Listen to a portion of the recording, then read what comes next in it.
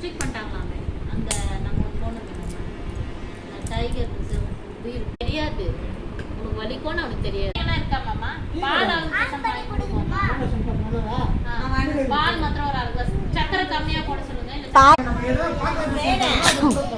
சரி ஓகே மாமா நானா நம்ம பிளான் இப்படியே வச்சுக்கோம்